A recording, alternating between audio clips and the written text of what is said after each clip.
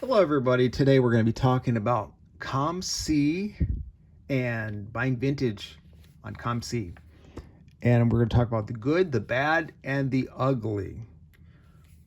I've had a lot of fun on Comc, but let's go back to when I was a kid.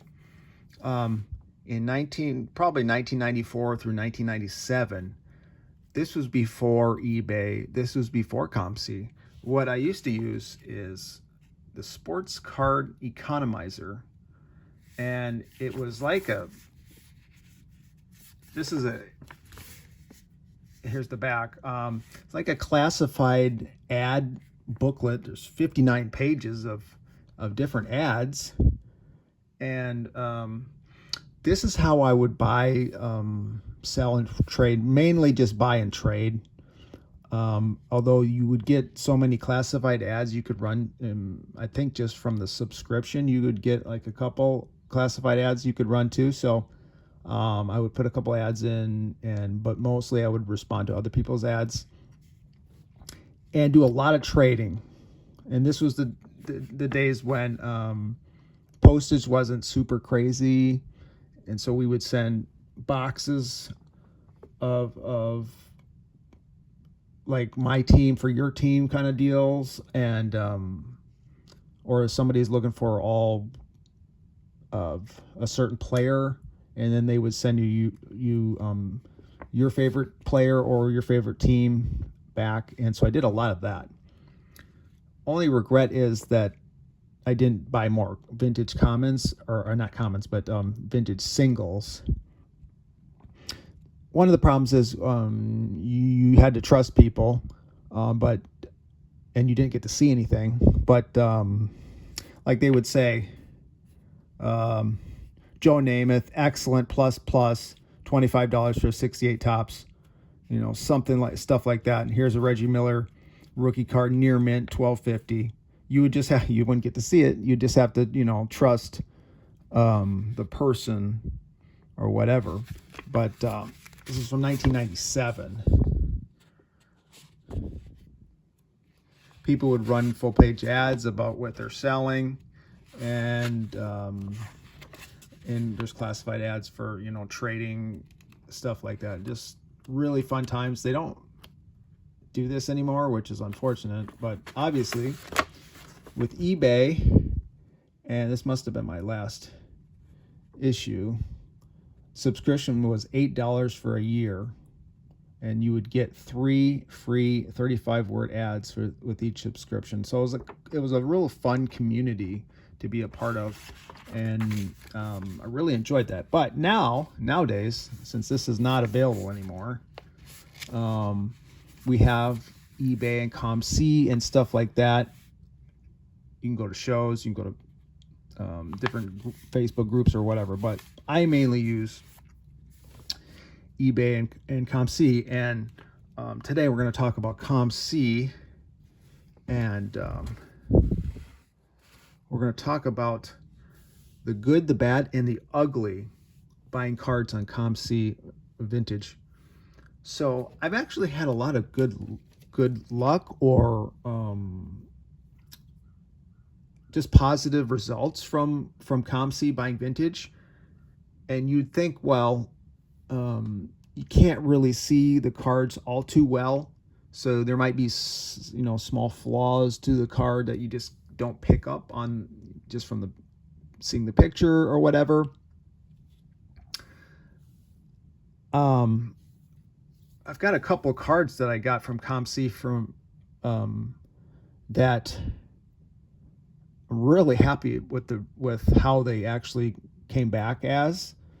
For example, this first one is a Jim Gantner rookie card I got for $1 on Comc. These are kind of sleeper cards because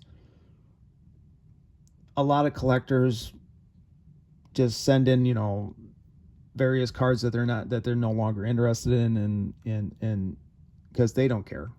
But there's sleeper cards in that sort of a thing, because like this Jim Gantner here rookie card that I got for $1 on Comc, in a 10 it sells for quite a bit. $600. I think there was a sale for $600. Of course, getting a PSA 10 is pretty hard nowadays, but um, I was just looking for a nice copy, and I just tried to find the best copy I could find, and I got it for $1. So I'm really happy about that, and it came back. Looks great. It looks packed fresh, and it's kind of that one of those sleeper kind of things that you can get on Comc with vintage. Especially, I think you can get um, a lot of nice cards on Comc, modern and stuff like that. But vintage, there are sleepers like this, which are high grade, which is a player that you might not think is that popular, but in a high grade, if it comes back nice, there is opportunity there. The other one that I had good results with is this Bart Starr 69 Tops. And that's not, you wouldn't think it's a sleeper because of the name. It's a star player, very highly sought, desirable name in football cards, but it's one of his last cards, 1969. His rookie card was in 1957. So it's way at the end of his career. But I really like this card, the color and everything. It matches, the Packers, and it's just a fun set, the 1969 set. So I wanted to get this card in a nice copy of this card. And so I was looking on Comc, and I saw this one, and I was like, that's just too good to be true. I just don't believe it. It was on sale for $20, and it's just like I can't see anything wrong with this. There must be something wrong with this. Is it, it looks packed fresh. So understanding that 1969 Topps football has like almost zero ten. I think there's like 2 PSA 10s in the whole set, or it's not many. And Bart Starr doesn't have a PSA 10. He has some 9s and he has 8s, but he does not have a PSA 10. So the top graded card is going to be a 9 of all time. Well, unless something comes forward. But as of right now, there are no 10s, only 9s. And so I looked at this card and I said, well, if it comes back, if I get it back in the mail, and I look it over and it's that nice, boy, I'll be happy. And it did. It came back looking just as packed fresh as it did on the screen. Great deal there, because in a 9, a recent sale is like 1,800. Although there is no recent sale in a 9. I mean, they don't come up. So there was an 8 that I think sold for $400, and the 8 was, off center, top to bottom, stuff like that. So I'm really happy about this pickup on for a vintage card on Comc as well. Now I will say, on some other cards, such as this Hank Aaron, it looks kind of acceptable. They had it graded. Comc does their own grading on cards too, and they had it listed as poor to fair. And you could see there's some wrinkles and stuff, but you can't see how many wrinkles it is until you get it in your hands. And when I got it in my hand, it's really clear. There's just no way this is fair. It's a poor card. There's a lot of creases, a lot of wrinkles, and it is hard to pick that all up on just a picture. When you get it in your hand, you can see very clearly that there is a lot of um, creases in the card, stuff like that. There are times where, like this didn't matter to me. So I knew it was listed as port affair. I knew it was going to be, a low grade card, and I was very happy with that. So you can pick up low grade on Comc vintage, and it's great. I will say one of the things that I have a problem with Comc as the selection on vintage on a popular card is like most of the nice copies of a popular card are gone because they just sell. So what's left on Comc on a lot of the vintage cards is just really ugly cards. Now I did pick this up on eBay, so I want to be fair to Comc. This wasn't from I picked this up on purpose just because I thought it was funny. I'm going for a low grade Eddie Matthews run, and I just thought this was funny and would be nice for conversation piece, because of the chipped borders. And when I saw this, I thought this is hilarious. But there's a lot of really, really ugly cards on Comc that are vintage, and it's just to the point where there's just nobody going to buy something like, they're so bad that it's just like there's nobody going to buy that. It's just so ugly. And although they are listed in different categories, so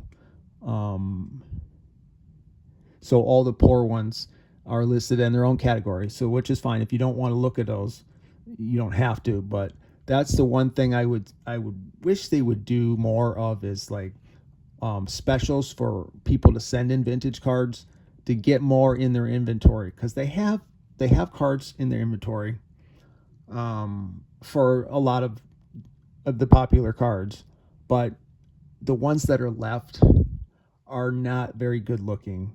I was very fortunate to get like this Bart Starr in a high grade. You can find some. They're usually kind of overpriced. If there is a really nice version, it's probably overpriced, or someone just prices it out and doesn't really know what they're doing. But those cards are going to go fast. So if you're looking for cards in the vintage section, and you do happen to see a nice looking copy, it's either a mistake if it's reasonably priced, or it's overpriced, or there just doesn't exist any nice copies. So my suggestion to Comc would be run some specials. If you said free submissions, 50, if you up to 25 free submissions for vintage cards, or something, run some kind of a special, get some more vintage cards in there, because it's fun to look through the vintage on Comc, and it's just not a great selection. And that was my pet peeve of decent looking copies of cards. And I would say there's kind of a range of the really good looking copies are overpriced. The decent copies of just cards that are just decent, they just don't exist on Comc, really. So you kind of have to go to eBay to find those. If there is just a decent collector's, collector's grade, it's hard to find a lot of collector's grade copies on Comc, because if it's reasonably priced, it's probably not there. It's gone. It's sold, and they sell fast. So that's my experience on Comc. I love Comc, and I really enjoy getting vintage cards. You can get a lot of sleeper cards, but the more popular cards, it is hard to get them in a decent grade at a decent price. And that's my only negative about using Comc to buy vintage. Let me know what your thoughts are. Let me know if you have any success at getting gradable cards from Comc, and especially in their vintage section. Thanks for watching.